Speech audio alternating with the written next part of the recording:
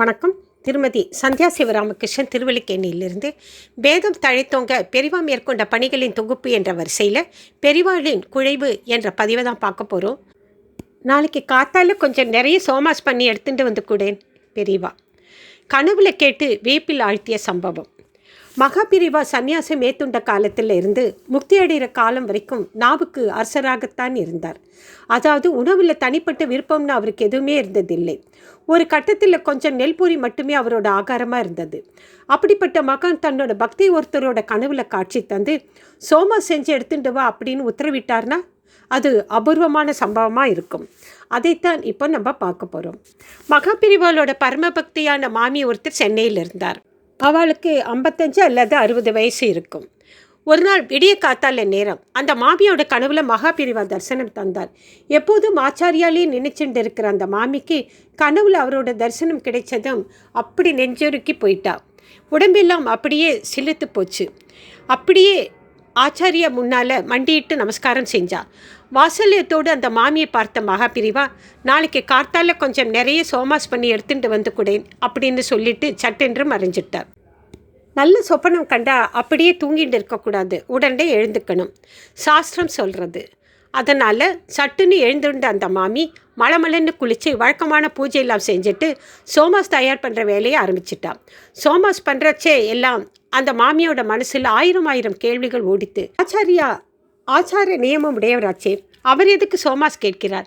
பசிக்கு நெல்புரி போதும்னு நேதி வச்சுட்டு இருக்கிறவர் ருசிக்கு பட்சணம் வேணும்னு கேட்பாரோ? ஒருவேளை தனக்குத்தான் ஏதாவது பிரமையாக இருக்குமோ? நாம் பாட்டுக்கு இதை செஞ்சு எடுத்துட்டு மடத்துக்கு போய் பெரியவா முன்னிலை வச்சு அவர் இதெல்லாம் என்னங்கிற மாதிரி கேட்டுட்டார்னா குத்தமாக போயிடுமே. அதை எப்படி போக்கிக்கிறது? இந்த மாதிரி என்ற கேள்வி எல்லாம் தள்ளிட்டு ஜெய ஜெய சங்கரா ஹரஹர சங்கரான்னு சொல்லிகிட்டே சோமாஸ் பண்ணி முடித்தான். மொத்தமாக ஒரு பெரிய ஓலைப்பெட்டியில் போட்டு எடுத்துட்டு ஸ்ரீமடத்துக்கு போய் சேர்ந்தா. அங்கே போய் பெரிவாளி தரிசனம் பண்ண வந்திருந்த பக்தர் கூட்ட வரிசையிலே நின்னான். அப்பவும் அவன் மனசுக்குள்ளே இதை அவர்தான் கேட்டிருப்பாரா, நாம் கனவுல கண்டது ஏதோ தப்பான பிரமையாக புரிஞ்சுட்டோம்டோமா அப்படிங்கிற சிந்தனைகள் ஓட ஆரம்பிச்சது. அந்த சமயத்தில் ஆச்சாரியோட அணுக்க தொண்டர் ஒருத்தர் அங்கே வந்தார். மாமி, மகாபிரிவா உங்களை கூப்பிடுறார் அப்படின்னு சொன்னார். சோமாஸ் இருந்த ஓலைப்பெட்டியை தூக்கிட்டு வேக வேகமாக ஆச்சாரியா முன்னால் போய் நின்னா அந்த மாமி. என்ன சோமாஸ் பண்ணி எடுத்துட்டு வந்துட்டியா? ஒரு 60 இருக்குமா? மகாபிரிவை கேட்ட முதல் வார்த்தையே அந்த மாமி அப்படியே மலைச்சு போய் நிற்க வச்சது. ஒன்று கனவுல சோமாஸ் கேட்டது நான் தான் அப்படி நிரூபணம் பண்ணுற மாதிரி சோமாஸ் எடுத்துட்டு வந்துட்டியான்னு கேட்டது. அடுத்தது என்னவோ பக்கத்தில் இருந்து எண்ணி பார்த்து வர மாதிரி கரெக்டாக 60 இருக்கான்னு கேட்டது. அப்படியே சிலிர்த்து போய் நின்ன மாமி கேட்டே அடுத்த வார்த்தையை சொன்னார் ஆச்சார். என்னடா இது, சன்னியாசிக்கு எதுக்கு பட்சண ஆசை? சோமாஸ் எடுத்துட்டு வர சொல்கிறாரேன்னு நினச்சியா? இதெல்லாம் வேத பாடசாலை படிக்கிறாளே, அவளுக்கு தரத்துக்காகத்தான் கேட்டேன். இன்னும் கொஞ்ச நேரத்தில் அவளே இங்கே வருவா, நீயே உன் கையால் கொடுத்துடு. அவர் சொன்ன மாதிரியே கொஞ்ச நேரத்தில் மகாபிரிவாலை தரிசனம் பண்ண வந்தால் வேத பாடசாலையில் படிக்கிற மாணவர்கள்.